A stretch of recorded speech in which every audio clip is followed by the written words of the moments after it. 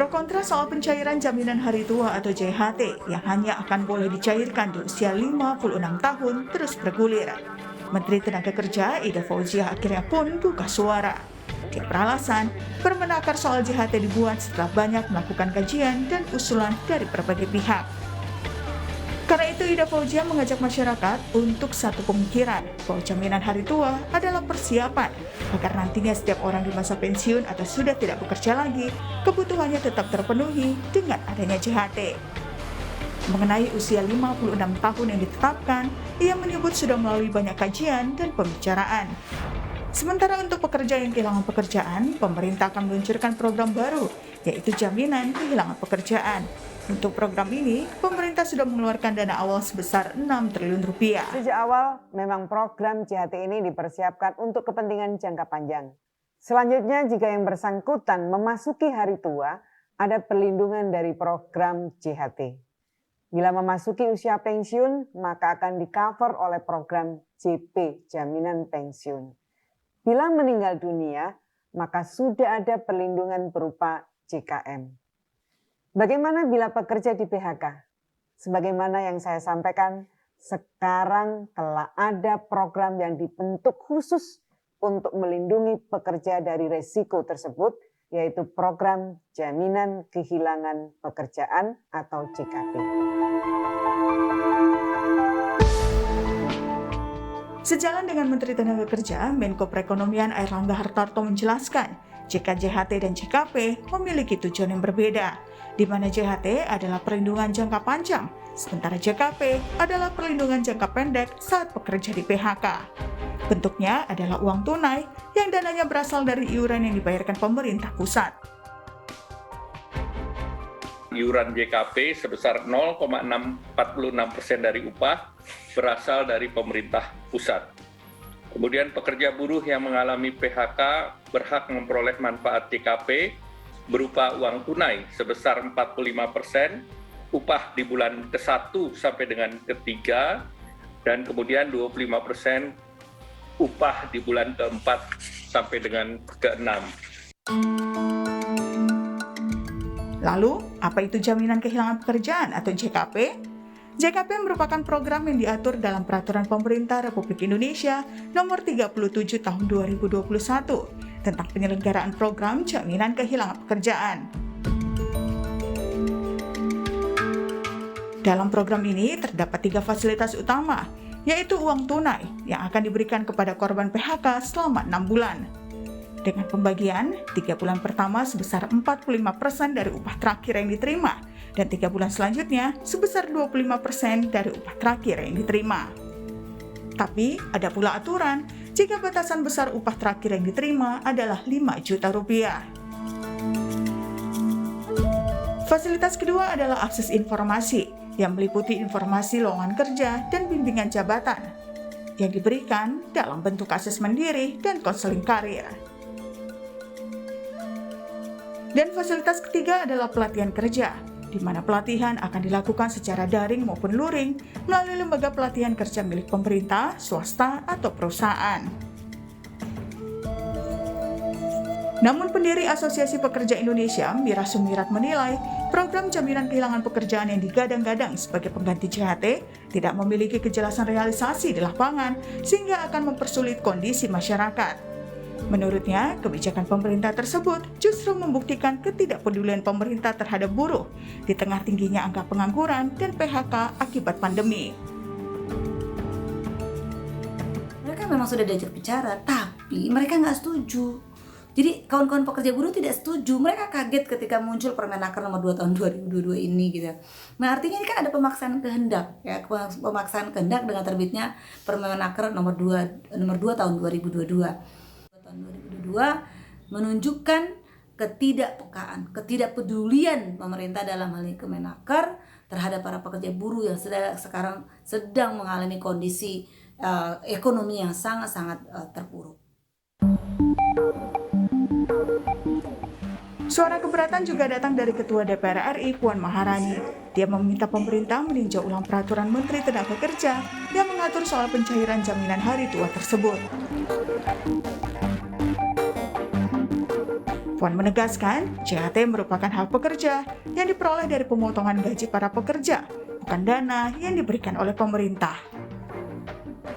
Selain itu, menurut Puan, program jaminan kehilangan pekerjaan atau JKP bukanlah solusi cepat bagi pekerja yang mengalami kesulitan saat di PHK. Pasalnya, ada sejumlah kriteria yang harus dipenuhi pekerja agar bisa mendapatkan manfaat dari program tersebut. Tim Liputan, Kompas TV.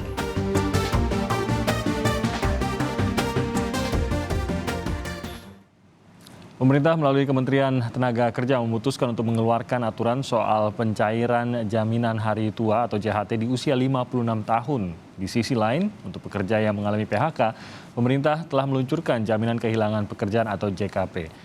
Namun aturan itu dinilai tidak berpihak kepada pekerja dan buruh, apalagi di saat pandemi seperti saat ini di mana PHK terjadi di banyak tempat. Nah, kita akan membahas soal polemik JHT dan JKP ini bersama sejumlah narasumber yang sudah tersambung melalui daring.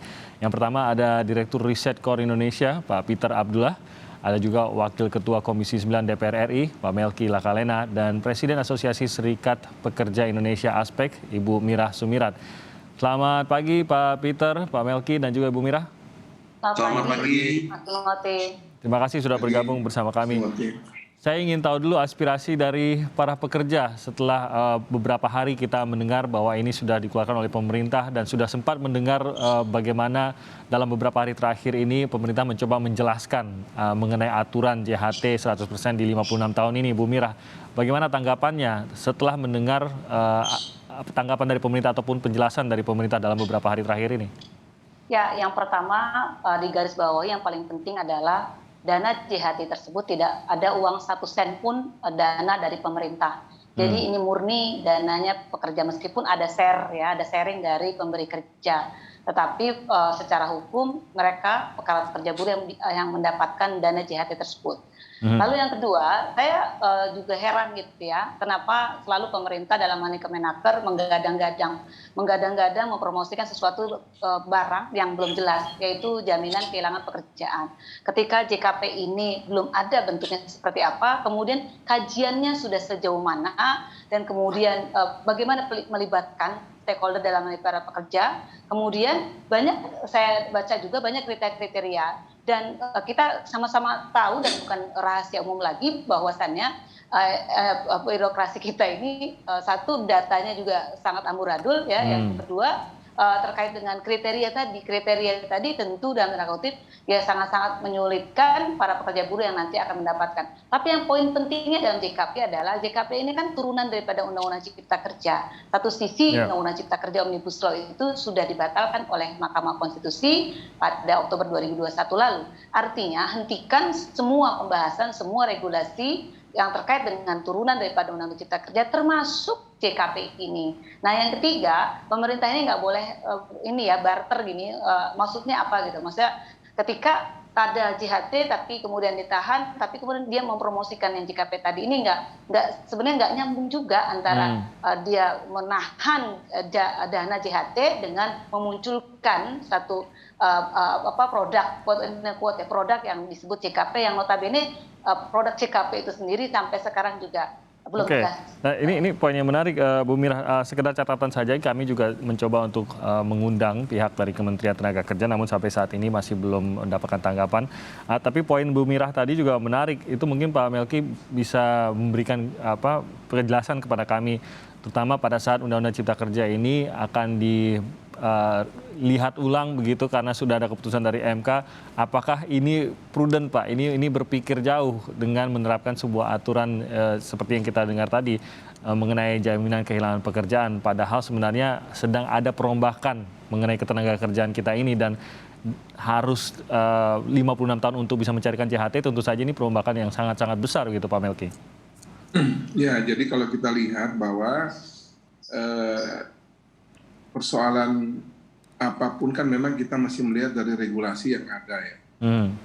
Ya, jadi dalam konteks yang kita lihat hari ini seperti Bu Sumirat tadi sampaikan, memang ini bukan hal baru yang menjadi perdebatan terkait dengan JHT. Kalau kita ingat di zamannya Pak Hanif Dakiri dulu sebagai Menaker ya, kurang lebih 2015 kalau nggak salah, kejadian semacam ini pernah juga terjadi ketika pemerintah pada saat itu ingin meletakkan kembali JHT ini sebagai sebuah jaminan sosial ya, ketika orang pensiun gitu, sepertinya ada uang pada saat pensiun. Mau dilakukan dengan pola seperti sekarang ya, waktu itu tanpa ada program yang lain ya, untuk dilakukan kembali kan pada situ memang perdebatannya tinggi sekali. Akhirnya pada saat itu pemberlakuannya tidak dilakukan ya, kemudian ditunda. Nah saat ini memang seperti tadi sudah disampaikan, pada saat Undang-Undang Cipta Kerja dibuat, soal-soal semacam yang dialami oleh pekerja, PHK dan sebagainya ini kan bantalannya untuk pekerja sudah disiapkan melalui JKP tadi itu, jaminan pekerjaan. Yang baik itu penghasilannya dalam 6 bulan kemudian tetap dikompensasikan walaupun jumlahnya menurun. Kemudian juga ada pelatihan terhadap pekerja yang kehilangan pekerjaan. Sekaligus juga pemerintah memberikan jaminan untuk mencari atau membuka akses peluang kerja yang baru untuk para pekerja yang mengalami PHK. Dan ini sama sekali belum kita lakukan sebenarnya, dan baru akan dilaksanakan kick-off-nya itu 22 Februari nanti oleh jajaran pemerintah. Nah, menurut kami, saya sudah mengikuti beberapa hari ini, memang kalau dilihat bahwa peraturan ini itu memang diputuskan ataupun dikeluarkan memang kan karena kelihatan mendadak ya. Jangankan pihak yang lain, kami DPR RI aja juga baru tahunya setelah diputuskan. Dan kami coba dalamin semua, dan kami DPR RI kan juga membahas bersama ya di Komisi 9. Komisi 9 sendiri kalau kami membahas itu secara umum semuanya mengerti bahwa memang ini kita lagi mendudukkan kembali program-program jaminan sosial ini pada hakikatnya lah ya. Jadi memang JHT ya hari tua gitu. Nah kalau orang kehilangan pekerjaan harusnya ada program lain, kemudian sudah ada JKP itu. Jadi sama sekali belum pernah kita pakai loh. Baru akan dipraktekkan di kick-off-nya tanggal 22 Februari nanti. Jadi wacananya sendiri sudah pernah dibahas gitu Pak ya dengan DPR gitu. Ya, bagaimana kalau kita dan DPR RI sendiri sudah masuk sebagai sebuah kesimpulan untuk kita juga harus siap kalau pekerja itu terkena PHK, JKP ini harus segera diaktifkan. Dan waktu itu kota diskusinya, karena suasana diskusinya belum seperti sekarang ini kan, diskusinya lebih relatif tenang ya.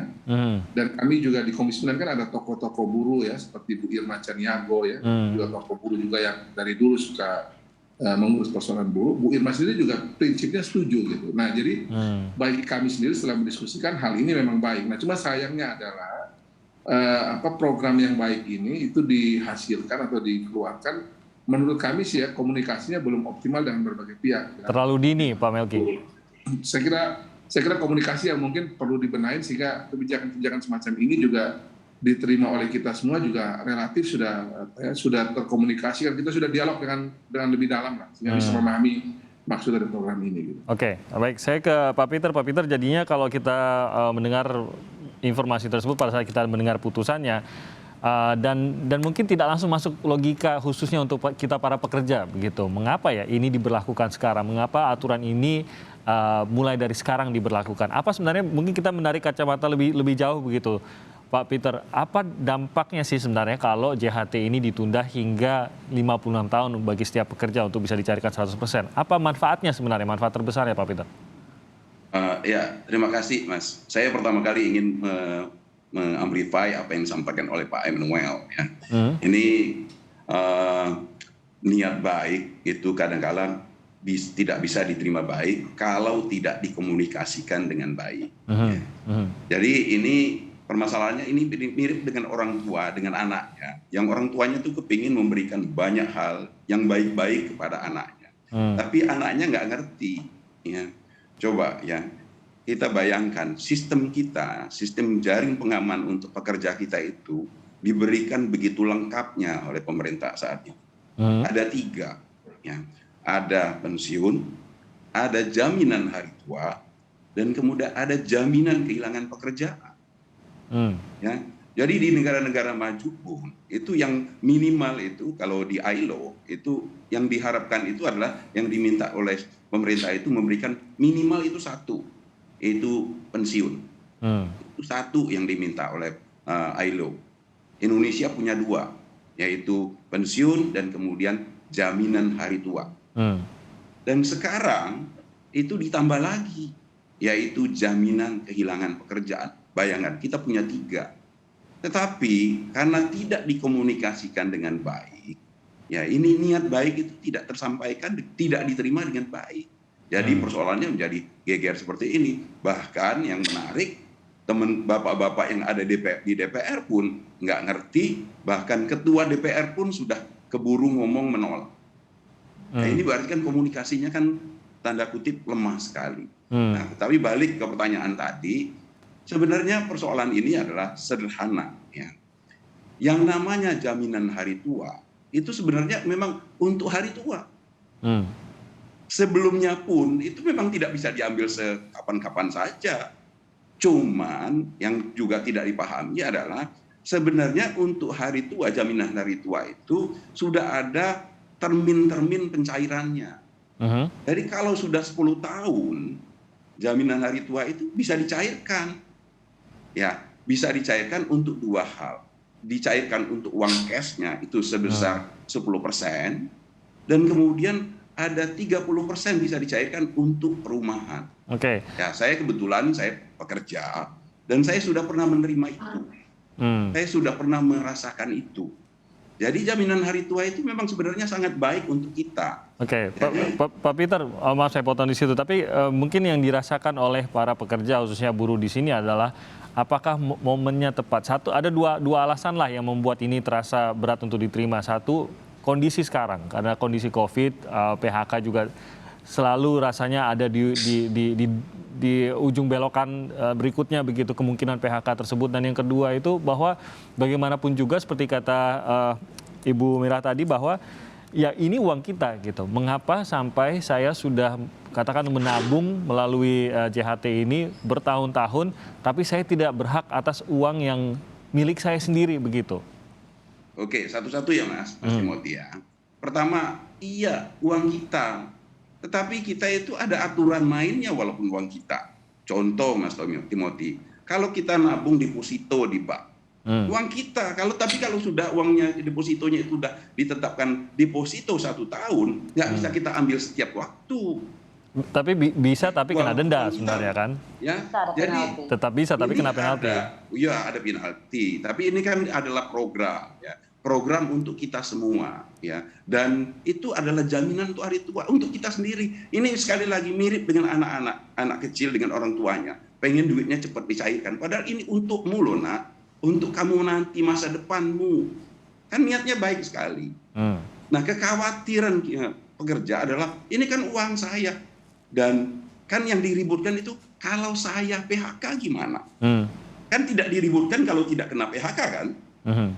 Karena ini adalah tabungan. Jadi yang diributkan itu kalau saya PHK kan. Nah, kalau PHK itu pemerintah sudah menggantinya, yaitu dengan jaminan kehilangan pekerjaan. Oke. Nah, ini yang sayangnya dipahami aja belum jaminan kehilangan pekerjaannya. Kita sudah suuzon ya. Kita sudah suuzon, kita udah Pak pemerintah nggak bener nih. Padahal dilaksanakan aja belum. Rencananya baru tanggal 22 kan mau direncanakan. Jadi ini akan berjalan berbarengan. Jaminan hari tuanya diundur menjadi tahun 56 karena dianggap ya tuanya 56 dan itu adalah usia pensiunnya. Nah, nanti saya mau minta tanggapan atas hal tersebut dari Bu Mira. Cukup dengan baik ya. Cuma komunikasinya yang kurang baik. Baik, Bu Mira ditahan dulu, nanti kita akan tanggapi usai jeda berikut ini. Kami akan jeda sebentar dan akan segera kembali dengan pembahasan.